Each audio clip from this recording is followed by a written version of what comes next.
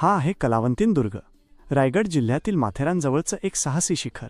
उंची तब्बल 2250 फूट, खडकात कोरलेल्या उभ्या पायऱ्या आणि जवळपास 60 अंशाचा सरळ चढ. म्हणूनच याला म्हणतात भारताचा सर्वात धोकादायक ट्रेक.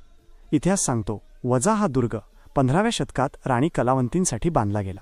हा पारंपरिक किल्ला नसून पहारेदारी व संकेत देण्याचं ठिकाण म्हणून वापरला जायचा. ट्रेकची सुरुवात ठाकरवाडी गावापासून, पुढे प्रबळमाची गावातून मार्ग 2 भागात फुटतो.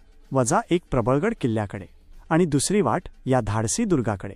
चढताना लागतात दमछाक करणाऱ्या पायऱ्या, काही ठिकाणी 2-3 फूट उंच दगडी पायऱ्या आणि हाताला आधार नाही, त्यामुळे इथे अनेक अपघात झाले आहेत.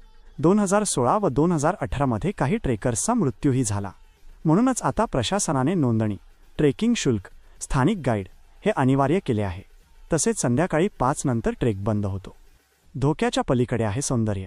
शिखरावरून दिसतं